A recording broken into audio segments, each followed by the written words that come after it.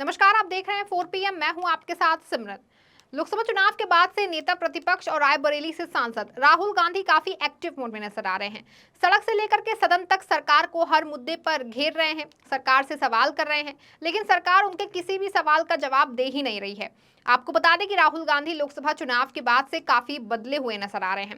सरकार की नाक में दम भी कर दिया है। सरकार के पास राहुल के किसी भी सवाल का जवाब है ही नहीं। बता दें, नेता प्रतिपक्ष बनने के बाद राहुल गांधी ने हाथरस पीड़ितों से मुलाकात करने पहुंचे और उनके हाल को जाना। बता दें कि हाथरस में इतनी बड़ी घटना हो गई, लेकिन मोदी ने आज तक एक भी शब्द नहीं बोला।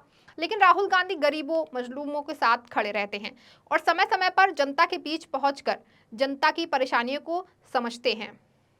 बता दें कि हाथरस का दौरा करने के बाद राहुल गांधी ने असम और मणिपुर का दौरा किया और असम में बाढ़ पीड़ितों के राहत शिविरों में गए और उनका हाल भी जाना। जिसके बाद राहुल गांधी मणिपुर पहुंचे, जहां हिंसा से प्रभावित लोगों से मुलाकात कर उनका हालचाल जाना। बता दें कि मणिपुर पिछले साल से हिंसा की आग में जल रहा है, लेकिन मोदी मणिपुर मामले को लेकर बिल्कुल चुप है। सदन में राहुल गांधी कई बार सरकार से महंगाई, बेरोजगारी, मणिपुर, नीट परीक्षा समेत तमाम मुद्दों पर चर्चा करने की मांग कर चुके हैं, लेकिन सरकार ने कभी भी राहुल से चर्चा करने के लिए तैयार हुए ही नहीं। वहीं राहुल की मांग पर कोई भी चर्चा नहीं की। मोदी के लिए मणिपुर देश के बेरोजगार युवा, महंगाई समेत देश के अंदर व्याप्त समस्याओं पर बात नहीं करते हैं। आपको बता दें, विपक्ष के नेता राहुल गांधी अकेले पूरी बीजेपी पर भारी पड़ते नजर आ रहे हैं। वहीं भाजपा और मोदी राहुल के सवालों से बचते हुए नजर आ रहे हैं और राहुल के किसी भी सवाल का जवाब नहीं दे रहे हैं और उनके बयानों को तोड़ मरोड़ कर जनता के सामने परोसने का काम कर रहे हैं। इसी कड़ी में रायबरेली से सांसद बनने के बाद दूसरी बार राहुल गांधी रायबरेली पहुंचे, जहां सबसे पहले उन्होंने हनुमान मंदिर में जाकर पूजा अर्चना की। आपको बता दें, लोकसभा चुनाव जीतने के बाद नेता प्रतिपक्ष राहुल गांधी बदले बदले नजर आ रहे हैं। रायबरेली लोकसभा से सांसद चुने जाने के 1 महीने बाद राहुल गांधी दूसरी बार अपने संसदीय क्षेत्र के दौरे पर पहुंचे हैं और उत्तर प्रदेश का ये उनका तीसरा दौरा है। राहुल गांधी 2024 के लोकसभा चुनाव के बाद से जिस तरह संसद से लेकर सड़क तक एक्टिव हैं और 1 महीने में दूसरी बार अपने संसदीय क्षेत्र पहुंचे हैं, उसके सियासी मायने निकाले जाने लगे। वहीं 2024 के लोकसभा चुनाव में मिली जीत से कांग्रेस के हौसले बुलंद हैं। 1 दशक के बाद दिल्ली की सियासत में कांग्रेस की ताकत बढ़ी है, तो उत्तर प्रदेश में 6 सीटों पर मिली जीत ने दोबारा से उभरने की उम्मीद जगा दी है।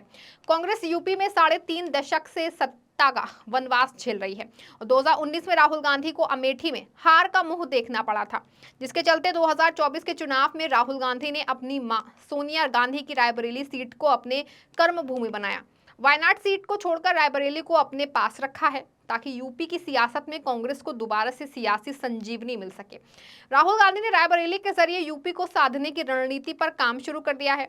लोकसभा चुनाव जीतने के बाद राहुल गांधी 10 जून को अपने संसदीय क्षेत्र के 1 दिवसीय दौरे पर आए थे। अब दूसरी बार मंगलवार को राहुल गांधी रायबरेली पहुंचे। राहुल ने सबसे पहले चुरवा हनुमान मंदिर में दर्शन पूजन किया और आशीर्वाद लिया। इसके बाद रायबरेली के भुयम गेस्ट हाउस पहुंचे, जहां पर राहुल गांधी पार्टी कार्यकर्ताओं से मुलाकात की। कार्यकर्ताओं के साथ बैठक के बाद जिले के विकास कार्यों पर चर्चा की, ताकि सांसद चुनने के बाद जिले के विकास कार्यों को प्राथमिकता के तौर पर कराया जाए। इस दौरान राहुल ने कि अपनी मां सांसद सोनिया गांधी की सांसद निधि से जो काम हुए उसके बारे में जानकारी ली। आपको बता दें, 19 जुलाई 2023 को सियाचिन ग्लेशियर में शहीद हुए कैप्टन अंशुमान सिंह के परिवार से भी मुलाकात की। राहुल गांधी से मुलाकात के बाद मीडिया से बातचीत में शहीद की मां ने राहुल की तारीफ के साथ ही अग्निवीर योजना की खिलाफत की और उन्होंने बताया कि जिस तरह राहुल गांधी कह रहे हैं, उससे उम्मीद है कि अग्निवीर योजना खत्म होगी।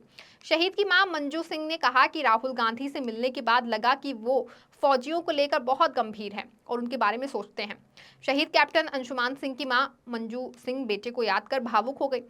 बताया कि अंशुमान उनके बड़े बेटे थे और अभी उनकी एक बेटी और बेटे छोटे हैं जो पढ़ रहे हैं। राहुल गांधी से प्रभावित हुई मंजू सिंह ने बताया कि राहुल गांधी को उन्होंने राष्ट्रपति भवन में तब देखा था जब वो शहीद कैप्टन अंशुमान सिंह को मिले कीर्ति चक्र सम्मान को हासिल करने पहुंची थी। बताया कि राहुल गांधी को जब वो संसद में बोलते हुए सुनती थी तो इच्छा की तो फोन नंबर मिला और फिर रायबरेली में मिलने का समय मिला। मंजू सिंह ने कहा कि फौज में अग्निवीर योजना सही नहीं है। बताया कि राहुल गांधी से इस मसले पर बात हुई तो इस दौरान लगा कि वो इस योजना पर रोक लगा सकते हैं। बताया कि राहुल गांधी से इस मसले पर बात हुई तो इस दौरान लगा कि वो इस योजना को रोक लगाकर रहेंगे। शहीद कैप्टन अंशुमान के पिता रवि प्रताप सिंह ने कहा कि राहुल गांधी एक अच्छे इंसान है, इसी कारण उनसे मिला हूं। बताया कि राहुल गांधी ने उनसे कहा कि जो बलिदान शहीद अंशुमान सिंह ने दिया है उसका ऋणी पूरा देश रहेगा और आपके बेटे की शहादत पर पूरे देश को और कांग्रेस पार्टी को गर्व है। वहीं राहुल गांधी ने आश्वासन दिया कि कांग्रेस पार्टी परिवार के साथ मजबूती से खड़ी है। इसके बाद राहुल गांधी एम्स पहुंचे और वहां के डॉक्टरों से मुलाकात की और एमबीबीएस छात्रों से बातचीत की। इसके बाद एम्स के अगले चरण के विकास कार्यों के बारे में जानकारी हासिल की। रायबरेली एम्स की नींव कांग्रेस सरकार में रखी गई थी, जो अब बनकर तैयार हुआ है। वर्ष 2007 में इसे केंद्र की यूपीए सरकार ने मंजूरी मिली थी, लेकिन राज्य की सरकार कई साल तक जमीन ही नहीं उपलब्ध करा पाई। वर्ष 2012 में शहर की सीमा पर स्थित मुंशीगंज चीनी मिल की जमीन एम्स के लिए मिली। 8 अक्टूबर 2013 को यहां की सांसद सोनिया गांधी ने भूमि पूजन किया था। पीएम मोदी ने एम्स का ऑनलाइन उद्घाटन किया था। बता दें, रायबरेली राहुल गांधी की सूची में पहले स्थान पर है। इसका जिक्र वो लोकसभा चुनाव प्रचार के दौरान कर चुके हैं, इसीलिए रायबरेली में खुद को एक्टिव बनाए रखना चाहते हैं, क्योंकि 2019 में सोनिया गांधी सांसद का चुनाव जीतने के बाद आश्वस्त होने के चलते 5 साल तक नहीं आई हैं। ऐसे में विपक्ष ये आरोप लगा रहा है कि गांधी परिवार सिर्फ चुनाव लड़ने के लिए आते हैं और इसके बाद से क्षेत्र का दौरा नहीं करते हैं। राहुल गांधी का 1 महीने में रायबरेली का दूसरा दौरा उसी नैरेटिव को तोड़ने की कोशिश के तौर पर है।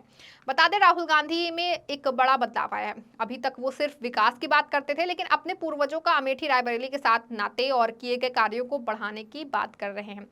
इससे समझा जा सकता है कि राहुल गांधी रायबरेली को परमानेंट सीट बनाए रखना चाहते हैं। वहीं कांग्रेस उत्तर प्रदेश में 6 लोकसभा सीट इस बार जीती है और 5 सीटों पर उसे मामूली वोटों से हार का मुंह देखना पड़ा है। 2024 के चुनाव नतीजों से कांग्रेस के लोग उत्साहित हैं। ऐसे में यूपी के लिए कोशिशों का दौर शुरू हो गया है।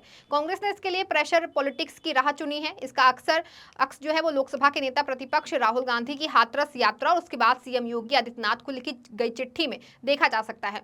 अब राहुल मंगलवार को रायबरेली पहुंचे हैं। ऐसे में यूपी को लेकर उनकी सक्रियता एक तरह से बीजेपी और यूपी सरकार पर दबाव का काम करेगी। आपको बता दें, कांग्रेस यूपी में 1989 के बाद से सत्ता का वनवास झेल रही है। साल 2014 में 2, जबकि 2019 में केवल 1 लोकसभा सीट कांग्रेस के खाते में थी। 2019 में राहुल गांधी अमेठी से चुनाव हार गए थे। इस बार के चुनाव में महज 17 सीटों पर लड़ने के बाद कांग्रेस को 6 सीटों पर जीत मिली है।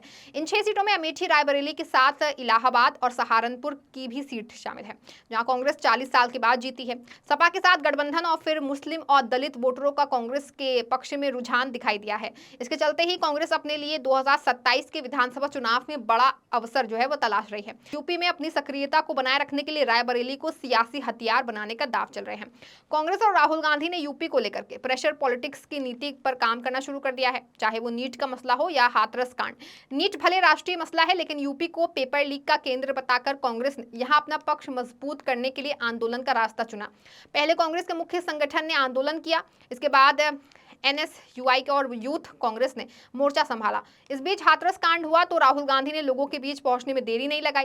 राहुल गांधी हाथरस और अलीगढ़ पहुंचकर पीड़ित परिवारों से मुलाकात करके दुख दर्द बांटने के साथ साथ सियासी संदेश भी देते नजर आए।